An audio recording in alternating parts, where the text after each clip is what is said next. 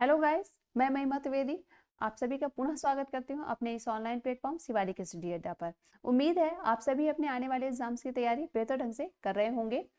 आज इस प्लेटफॉर्म पर हम लोग भूगोल की महत्वपूर्ण यूनिट, एक इम्पॉर्टेंट यूनिट भौगोलिक चिंतन का इतिहास या ज्योग्राफिकल थॉट के बारे में देखेंगे, जिसमें पिछले वीडियो में हम लोगों ने यूनानी भूगोलताओं के बारे में पढ़ा और उनसे संबंधित जो प्रीवियस ईयर में क्वेश्चन आए थे उनको भी सॉल्व किया। और आज उसी क्रम में हम रोमन भूगोलताओं को देखेंगे, उनके बारे में हम अध्ययन करेंगे यहाँ पर। तो ये जो आज का सेशन है ये आपके आने वाले भूगोल से संबंधित जितने भी आने वाले एग्जाम्स हैं उन सभी के पॉइंट ऑफ व्यू से बहुत ही इंपॉर्टेंट होने वाला है ये सेशन। तो गाइस, यदि अभी तक आप लोगों ने चैनल को सब्सक्राइब नहीं किया है तो चैनल को सब्सक्राइब कर दीजिए और वीडियो को लाइक और शेयर भी कर दीजिए। चलिए शुरू करते हैं आज का वीडियो। रोमन भूगोलवेत्ता, रोमन भूगोलवेत्ता के बारे में देखेंगे हम यहाँ पर।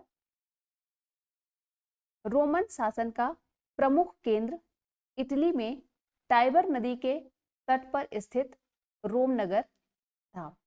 रोमन शासन का जो प्रमुख केंद्र था वो इटली में स्थित एक रोम नगर था।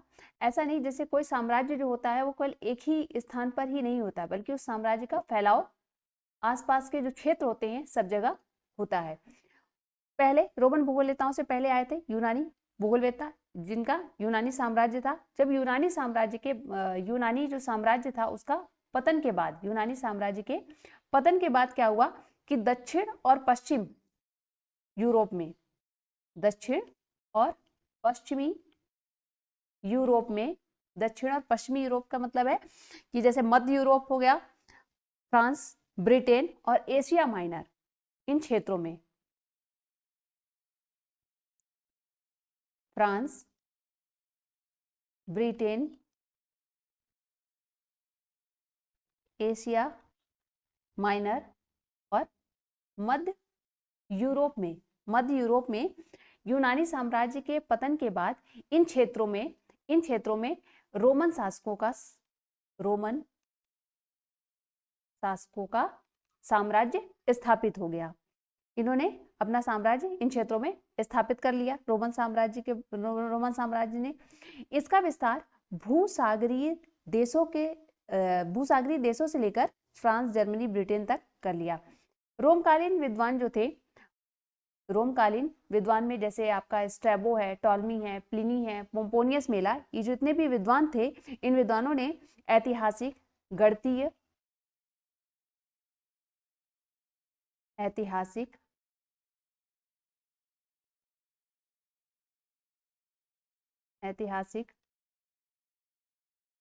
गणितीय, प्रादेशिक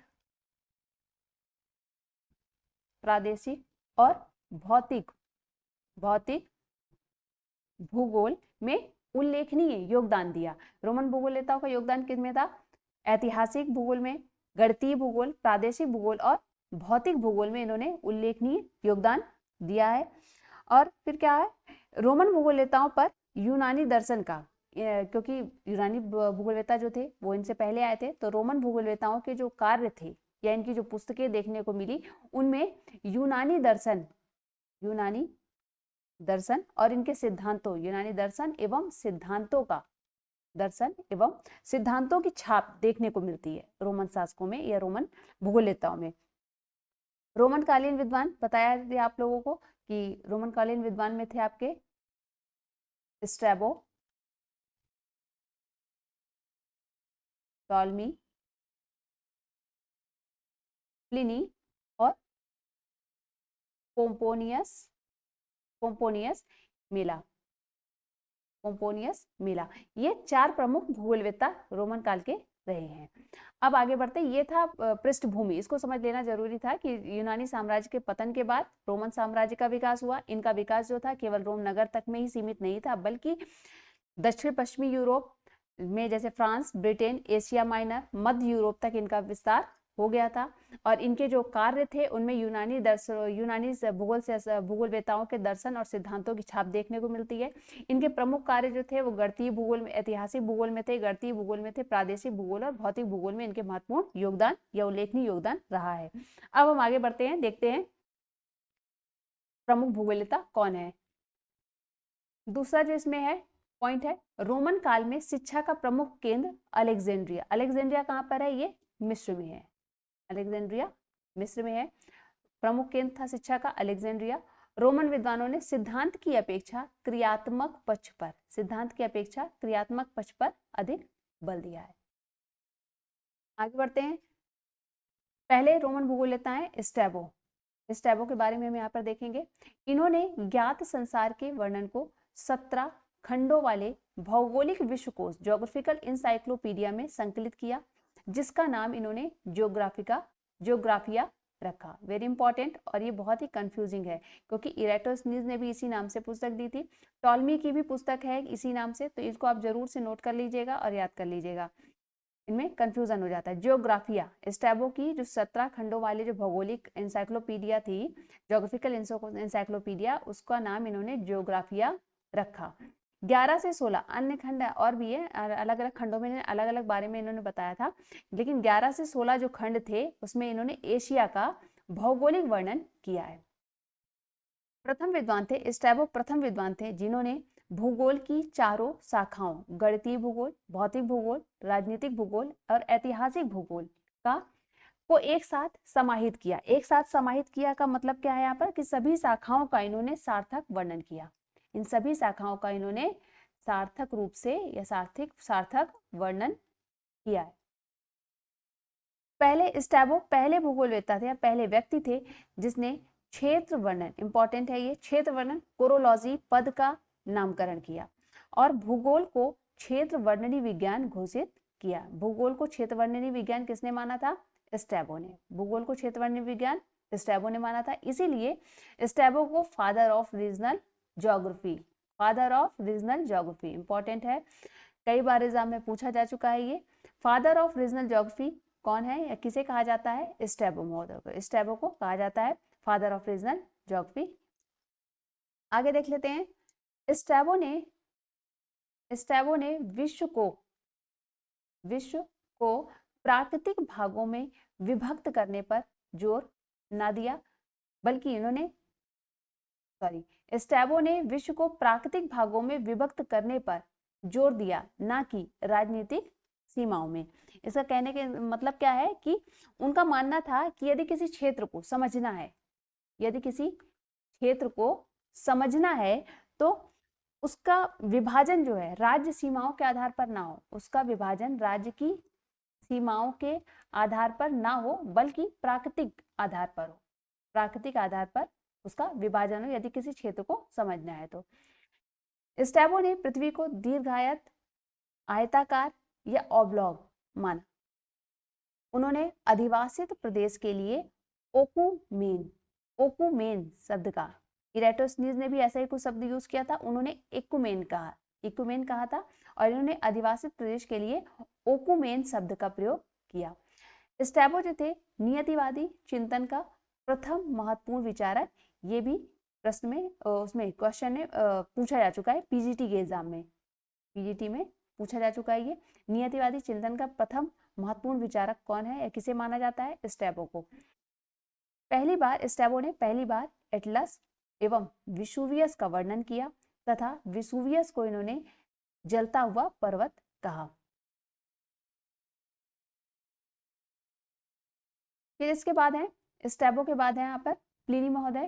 प्लिनी के बारे में बहुत कुछ ज्यादा नहीं देखने को मिलता है, आप अलग अलग बुक देखेंगे तो बहुत कम ही इनके बारे में मिलता है। यहाँ पे जितना भी है हम यहाँ पर देख लेते हैं। प्लिनी, इन्होंने इनकी जो प्रमुख पुस्तक थी हिस्टोरिया नेचुरलिस नामक इनकी प्रमुख पुस्तक थी, जो 37 खंडों में, कितने खंडों में है, कभी कभी खंड पूछ लेता है, कितने खंडों में इनकी पुस्तक है? हिस्टोरिया नेचुरलिस प्लिनी की 37 खंडों में विभक्त है। इस पुस्तक में भिन्न भिन्न खंड में इन्होंने ब्रह्मांड विज्ञान, जीव विज्ञान तथा मानव विज्ञान का विवरण प्रस्तुत किया है। एक चीज और देख लेते हैं, यहाँ पर छूट गई है। स्ट्रैबो जो थे ये कभी कभी इनका जन्म स्थान पूछ लेता है, तो स्ट्रैबो जो थे ये टर्की में स्थित अमासिया नगर में इनका जन्म हुआ था। टर्की में स्थित अमासिया नगर में स्ट्रैबो का जन्म हुआ। प्लिनी महोदय के बारे में हम लोग देख रहे थे। इनकी जो पुस्तक है हिस्टोरिया नेचुरलिस, जो 37 खंडों में व्यक्त है, और अलग अलग खंडों में इन्होंने किसी में ब्रह्मांड विज्ञान के बारे में बताया, किसी खंड में इन्होंने जीव विज्ञान के बारे में वर्णन किया, किसी में इन्होंने मानव विज्ञान का विवरण प्रस्तुत किया था। इसके अतिरिक्त, इस बुक के अतिरिक्त, जो कई बार एग्जाम में पूछी जा चुकी है ये पुस्तक, इसके अतिरिक्त इनकी जो अन्य पुस्तक थी प्लिनी महोदय की, उसमें मेट्रोलॉजी, मौसम विज्ञान पूछा जा सकता है, मौसम विज्ञान, क्योंकि अरस्तु की एक मेट्रोलॉजिया है, उससे मिलता जुलता है ये सब, तो इसको जरूर आप दिमाग में बैठा लीजिएगा। मेट्रोलॉजी जो है मौसम विज्ञान, ये प्लिनी महोदय की है। और इसके अलावा है history of his own time, history of his own time या स्वकालीन इतिहास, कहीं हिंदी में लिखा मिल सकता है स्वकालीन इतिहास, ये प्लिनी की महत्वपूर्ण पुस्तक है। और तीसरी इनकी है history of Wars in Germany, history of war in Germany इनकी प्रमुख पुस्तक है, जर्मनी में युद्धों का इतिहास इनकी प्रमुख पुस्तक है। आगे देखते हैं टॉलमी महोदय के बारे में। टॉलमी जो है इनका जन्म स्थान है ये मिस्र के मूल निवासी माना जाता है, इनको मूल निवासी थे ये मिस्र के। पूरा नाम क्लॉडियस टॉलमी था, टॉलमी का पूरा नाम क्लॉडियस टॉलमी था। कुछ इतिहासकार मानते थे, क्योंकि इनके जन्म से जो था वो काफी मतभेद है इनके जन्म स्थान को लेकर। टॉलमी का जन्म यूनान के टॉलेमिस हर्मी नामक नगर में हुआ था। कुछ विद्वानों ने बताया था कि इनका जो जन्म था वो टॉलेमिस हर्मी नामक नगर में हुआ। आगे देखते हैं, टॉलमी ने मानचित्र कला, इंपॉर्टेंट है, मानचित्र कला में विशेष योगदान दिया, इसलिए टॉलमी को मानचित्र कला के पिता के रूप में जाना जाता है। टॉलमी को मानचित्र कला में क्या इन्होंने विशेष योगदान दिया था? इन्होंने मुख्य रूप से मानचित्र कला में इन्होंने मानचित्र कला और प्रक्षेपों के बारे में, मानचित्र कला से संबंधित जो सिद्धांत थे, प्रक्षेप तथा खगोल विधों तथा खगोल विधों, खगोलिक विधों के बारे में इन्होंने वर्णन किया था अपनी पुस्तकों में, इसलिए इन्हें मानचित्र कला के पिता के रूप में भी जाना जाता है। इनका एक महत्वपूर्ण कथन है टॉलमी के अनुसार, ये एग्जाम में पूछा जा चुका है, ये नेट के एग्जाम में पूछा गया है। ये भूगोल वह विज्ञान है जिसमें मानचित्र कला का अध्ययन किया जाता है। भूगोल वह विज्ञान है जिसमें मानचित्र कला का अध्ययन किया जाता है, या फिर ऐसा भी लिखा मिल सकता है कि भूगोल विज्ञान मानचित्र निर्माण कला विज्ञान से संबंधित है। समझ में आ गया आपको? भूगोल वह विज्ञान है जिसमें मानचित्र कला का अध्ययन किया जाता है। कथन किसका है? ये टॉलमी महोदय का है। टॉलमी ने विश्व मानचित्र की रचना के लिए संशोधित शंक्वाकार प्रक्षेप, मॉडिफाइड कोनिकल प्रोजेक्शन का निर्माण किया। मानचित्र प्रक्षेप के संबंध में सर्वप्रथम अक्षांश एवं देशांतर शब्दों का प्रयोग किया। सर्वप्रथम टॉलमी ने बंगाल की खाड़ी को मानचित्र में दर्शाया। ये भी पीजीटी, अब याद नहीं है, पीजीटी या टीजीटी के एग्जाम में, किसी एक एग्जाम में ये पूछा जा चुका है, ये क्वेश्चन आ चुका है कि बंगाल की खाड़ी को सर्वप्रथम मानचित्र में किसने दर्शाया था, किस भूगोलवेत्ता ने? तो टॉलमी महोदय ने सर्वप्रथम इन्होंने बंगाल की खाड़ी को मानचित्र में दर्शाया। आगे देखते हैं, टॉलमी एक महान खगोल शास्त्री थे जिन्होंने खगोल शास्त्र की एक प्रसिद्ध पुस्तक अल्माजेस्ट, इनकी महत्वपूर्ण कृति है कई बार पूछी जा चुकी है एग्जाम में, की रचना की थी। प्रेक्षण, अन्वेषण तथा लेखन द्वारा टॉलमी ने गणितीय भूगोल, मानचित्र कला, सामान्य भूगोल के क्षेत्र में अति महत्वपूर्ण योगदान दिया। प्राचीन काल के समस्त यूनानी और रोमन भूगोलवेताओं में टॉलमी सर्वाधिक प्रसिद्ध है।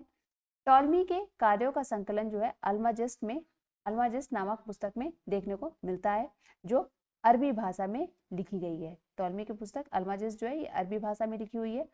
टॉलमी की अन्य पुस्तकों में ज्योग्राफिया, देखिए अभी आपने स्ट्रैबो में भी देखा और ये टॉलमी की भी है, ज्योग्राफिया, ग्रहीय परिकल्पना, प्लानिटरी हाइपोथेसिस और एनालिमा, इसके अलावा द आउटलाइन ऑफ ज्योग्राफी भी इनकी प्रमुख पुस्तक है। इसके अतिरिक्त इनके दो लघु कार्य हैं, एक है प्रकाश विज्ञान द ऑप्टिक्स और दूसरा है द टेट्रा बेबिलोज नामक ये टॉलमी के दो लघु कार्य हैं। इनमें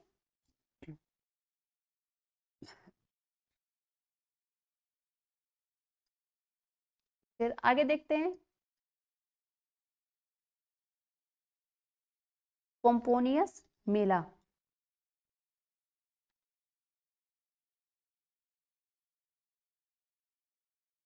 इनकी ये एक बुक छूट गई है इनकी, ये टॉलमी की एक और बुक है, उनकी एक रचना है, महत्वपूर्ण रचना है, ये एग्जाम में पूछी जा चुकी है, द गाइड टू ज्योग्राफी। ये यहाँ पर नहीं लिखी है, छूट गई है, द गाइड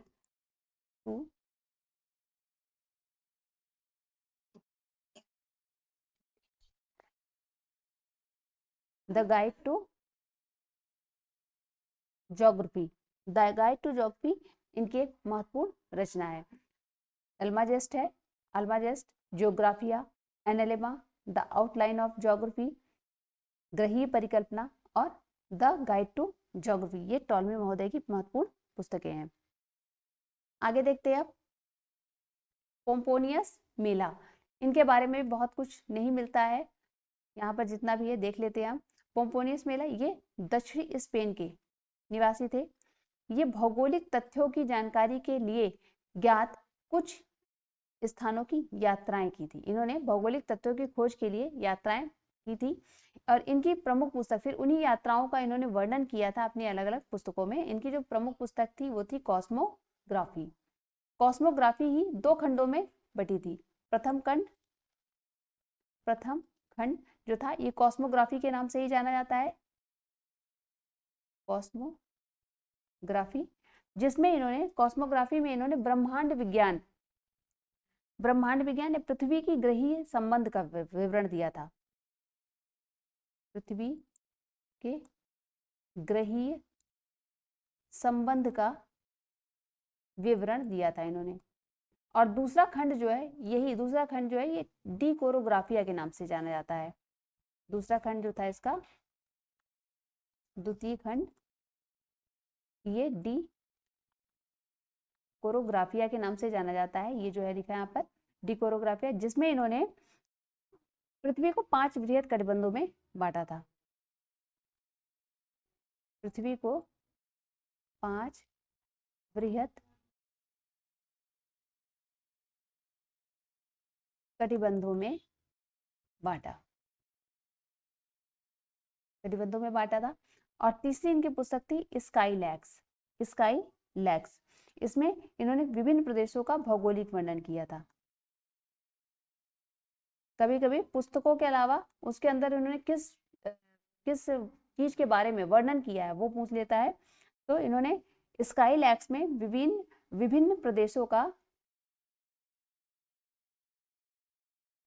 भौगोलिक वर्णन किया। ये थे आज के प्रमुख जो रोमन भूगोलवेता, जिसमें हम लोगों ने देखा स्ट्रैबो को, प्लिनी, टॉलमी और पोम्पोनियस मेला। यही 4 हैं जो रोमन भूगोलवेता, प्रसिद्ध भूगोलवेता है रोमन। मिलते हैं नेक्स्ट वीडियो में। मेरे साथ वीडियो में अंत तक बने रहने के लिए धन्यवाद।